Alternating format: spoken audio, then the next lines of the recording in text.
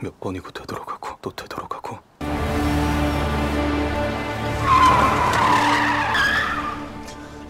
우리 남편이랑 바다에서 뭐 했는데? 출장 간다더니 또 클럽 갔냐? 안 돼요. 자, 돈 드릴게요. 소송만은 제발. 내가 널 구해야 될 것 같은데. Drama Korea The IT Pakal Family ini dilanjutkan dari Wiju yang stres gara-gara pernikahannya gagal. Tapi Manham seneng soalnya Dae si penipu akhirnya ngaku dan meninggalkan Wiju. Donghae mengeluarkan cepuk dari koper Dae yang mencuri cincin sakti punya mereka. Di kamarnya, Wiju coba kembali di saat dirinya akan memulai akad. Ia melihat keributan antara Donghae dan Grace yang saling mengadu ke ibunya masing-masing. Manham menyuruh mereka untuk berhenti berantem. Percuma saja, sekarang Manham udah tahu kebusukan Il-hong dan keluarganya. Wiju benar-benar marah dan mengejar Dae untuk minta penjelasan kenapa ini semua bisa terjadi. Gimana surat pernikahan yang palsu itu? Kebakaran 13 tahun yang lalu dan kamu pasti bohong kan? Masa lalumu adalah masa depanku yang belum terjadi. Dae menjawab kalau ini semua memang rencana yang dibuatnya. Karena rasa sakit hati Dae saat SMA yang sengsara, Wiju sakit hati banget gara-gara kebohongan Dae. Ia terjebak lagi di kenangan yang buruk. 난 그런 줄도 모르고 거짓된 시간으로 몇 번이고 되돌아가고 또 되돌아가고. Sementara itu di tempat yang berbeda, Il-hong minta alasan Dae yang ngancurin pernikahannya. Padahal sebentar lagi harta kekayaan keluarga Bok bakal berpindah ke dirinya. Lagi pula, Dae masih punya hutang sama Il-hong. Il-hong hanya ngasih satu kali kesempatan lagi untuk Dae melunasi hutangnya. Kalau nggak dilunasin, Dae bakal kena masalah besar. Tapi Dae hanya menjawab kalau dirinya benar-benar capek harus ngelakuin kejahatan. Jadi kalau Il-hong nyesel mending bunuh aja aku. Il-hong pun pergi dari kamar Dae. Dan Yong Tae mengunci kamarnya. Yong Tae bilang kalau sebenarnya bukan Dae yang ngancurin pernikahannya, tapi karena keluarga Bok punya kekuatan, itu dibenarkan dari Grace yang ngeliat langsung dari Donghae yang bisa terbang di hadapannya. Keesokan harinya Wiju dan Donghae pergi ke tempat gym. Donghae bilang kalau Wiju nggak usah balik lagi ke masa lalunya sama Dae. Percuma aja soalnya jadi bikin sakit hati aja gitu kan. Tapi tiba-tiba 돌아가지지도 않겠지만. nih anak malah teleportasi ke kamar mandi di rumahnya. Suara barbel yang gaduh bikin pengunjung lain panik. Sungo lihat Wiju yang abis keramas, tapi lagi-lagi Wiju malah ngilang. Gara-gara itu Sungo, Manhem, dan Donghae yang baru pulang dari gym pergi berkumpul di ruang keluarga. Manhem merasa khawatir karena tingkah Wiju yang sekarang hanya bisa kembali ke masa dirinya bersama Dae. Ya udahlah, gara-gara banyak pikiran, Manhem rek molor heula. Jadi Donghae kudu ngajagaan Ina. Sementara itu, Ina di sekolah lagi sendirian sambil murung. Junho nyamper ke meja Ina untuk ngajak jajan seblak yang pedes banget. Tapi Ina bilang kalau dirinya nggak mau makan seblak pedes apalagi sama Junho. Junho jawab kalau Hyerim yang ngajak kamu beli seblak. Jawaban itu bikin Ina seneng. Gak lama Hyerim masuk ke kelas. Ia ngajak Ina makan seblak level 100 yang buat Ina seneng. Hyerim lihat Ina yang murung langsung mengambil kacamatanya. Ina langsung bisa baca pikiran Hyerim yang sebenarnya melarang Ina ikut beli seblak. Ina yang panik langsung mendorong Hyerim dan pergi dari kelas. Gara-gara kacamata Ina yang jatuh, ia berjalan sambil matanya buram dan teringat masa lalu saat bersama ibunya yang ngajak bundir.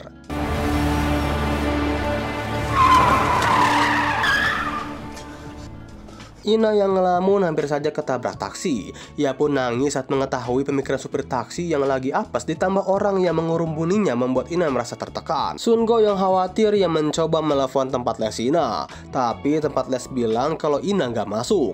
Auto paniklah Sungo yang ngadu ke Manhem tapi ia malah mengusirnya. Sungo pergi ke kamar Wiju yang lagi pergi ke masa lalu saat dirinya bertemu dengan Dae yang ternyata Dae bohongin Wiju.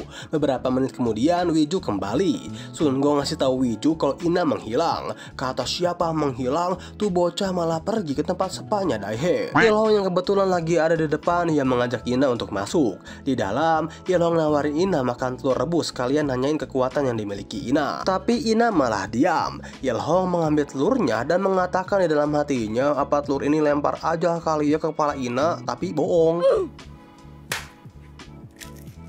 Ilhong ngupasin telur rebus itu dan ia pergi menyuruh Dahe keluar dari kamar nemuin Ina.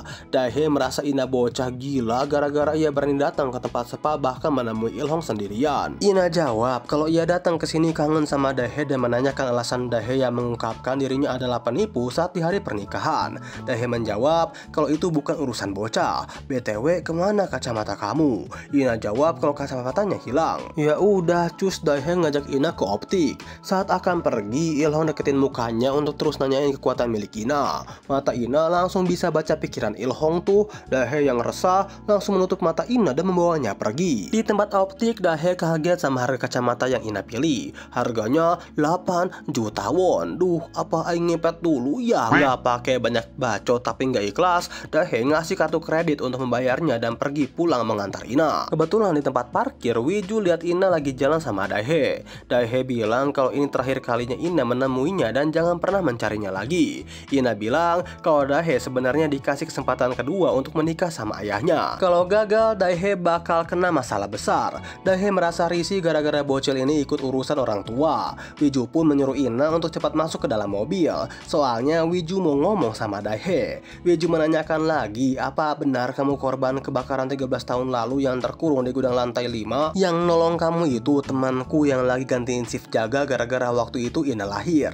Tapi temanku ini malah meninggoy pas nolongin kamu. Aku mohon Dahe jalani hidup dengan baik dan ia akan melupakan momen-momen bersama Dahe. Lalu Wiju pun pergi meninggalkannya. Tapi entah kenapa Wiju dari masa lalu hadir menemui Dahe yang menyuruhnya untuk menahan Wiju. Di dalam mobilnya, Wiju merasa heran dari tingkah Dahe yang ngomong sendiri. Ina bilang kelihatannya ada sesuatu yang goib tengah memberitahu Dahe. Wiju merasa Dahe lagi nemuin Wiju dari masa lalunya. Wiju dari masa lalu itu memberitahu Dahe kalau Donghae bakal kena musibah yang lebih baik Wiju nelfon buat datang ke tempat gym nolongin Donghae. Wiju langsung nelfon Donghae yang lagi nge-gym. Ia bilang kalau dirinya nggak kenapa-napa. Di balik pilar ada Grace yang lagi mengawasi Donghae dan menghampirinya. Grace menyuruh Donghae untuk nunjukin kekuatannya yang bisa terbang. Tapi Donghae nggak mau dan ia ngusir Grace yang sudah dipecat dari tempat gymnya. Grace pun pergi ke lemari untuk mengambil kunci saklar lift. Di sana ia mematikan listrik dan mengubah lift yang statusnya perbaikan. Donghae udah kecapean nge-gym, akhirnya bersih-bersih dan menelepon Jihan untuk mengajaknya bertemu.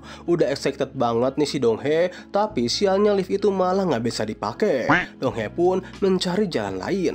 Di sana ia melihat tanda perbaikan gedung. Mau nggak mau demi ketemu Jihan, Donghae memutuskan untuk loncat dari lantai 4, lagi pula bisa melayang ini. Taunya si Grace diam-diam muncul ngerekam plus ngedorong Donghae. Untungnya di bawah ada Wiju, jadi Donghae aman lah, hanya pingsan doang. Di bawah Dahe tahu kalau Grace yang ngedorong Donghae. Mereka membawa Donghae ke rumah sakit. Di ruang tunggu, Ina nanyain kenapa Dahe tadi kok ngomong sendiri pas di parkiran. Dahe jawab kalau ia ngobrol sama masa lalunya Wiju. Semua orang nggak bisa nyentuh dan ngobrol, tapi hanya ia seorang yang bisa nyentuh Wiju dari masa lalu. Beberapa jam setelah itu Donghae tersadar. Ia langsung telepon Manham untuk datang ke rumah sakit dan menceritakan saat kejadian dirinya jatuh. Di sana ia melihat Dahe. Manham dan Sungo akhirnya sampai di rumah sakit dan Manham bukannya terima kasih, ia malah menampar Dahe yang menganggap Dahe udah nyulik pas ngapa-ngapain Ina. Dahe menjawab kalau Manham bisa lihat masa lalu dan masa depan tapi nggak bisa lihat apa yang sebenarnya terjadi di depan mata. Lalu Dahe pergi meninggalkan mereka.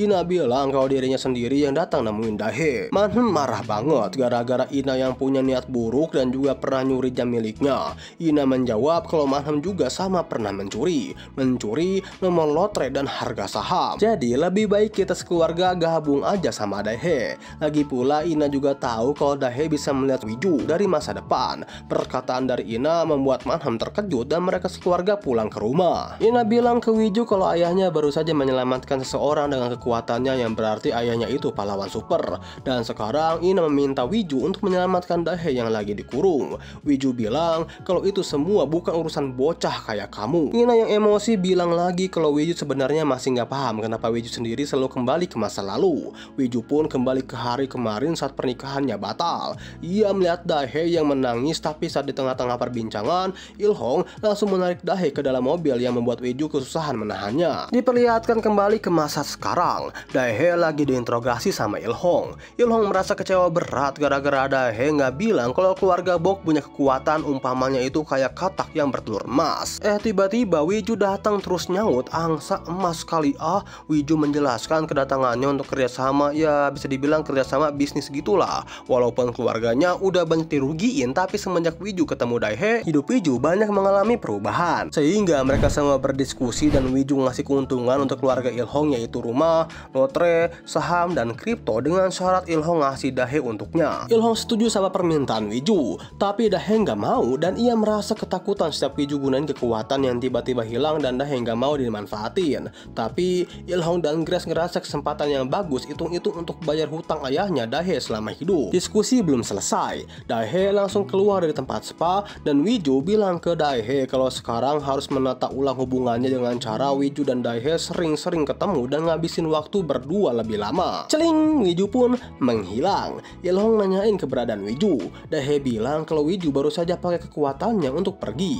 Daehae minta maaf karena sebenarnya ia menyukai Wiju sampai lupa wejangan dari Ilhong kalau bisnis gak bisa dicampur sama perasaan. Makanya Daehae minta tolong Ilhong untuk bantu ngelupain Wiju. Keesokan harinya Daehae lagi jaga kasir spa. Gak lama Wiju datang untuk ikut melayani customer. Wiju yang so tahu ini malah ngasih kunci kamar spa untuk lansia, makanya diketawain sama customer. Daehae bilang kalau kunci nomor genap untuk lansia dan ganjil untuk yang bukan lansia. Setelah itu ia menyuruh Wiju sendirian untuk jaga kasir. Beberapa jam kemudian keluarga Ilhong makan siang. Wiju pun ikut masuk ke dapur. Di sana Wiju kelaparan banget nih. Pas lagi enak-enaknya makan, si Grace malah nyuruh Wiju untuk pergi ke minggu lalu untuk beli saham. Sayangnya Wiju nggak bisa kembali ke masa itu. Soalnya minggu lalu adalah momen menyedihkan dirinya yang tidak jadi menikah. Selesai makan, Wiju lagi ngepel lantai. Ia melihat Daehae yang tampilannya cantik banget ini mau pergi kerja. Ilhong memberi kode untuk Wiju guna ikut dengan Daehae. Sesampainya di kafe, Daehae menemui seorang pria kaya raya calon suami keempat. Pria kaya itu bilang kalau dirinya nggak mau menikah sama Daehae, jadi cuman mau kenal doang. Ya udah, Daehae juga males lah kalau cuman sama kamu. Jadi susah deh merotin duitnya. Gak lama dari itu Wiju pun datang dan duduk di sebelah mereka. Wiju memperhatikan kelakuan Daehae yang licik dan menggeserkan gelasnya biar si pria kaya nggak sengaja nyenggol. Setelah gelas itu jatuh, Daehae berakting so manis biar dapat empati. Wiju pun berdiri dari kursinya dan bilang, aku suami ketiganya. Mantan maksudnya.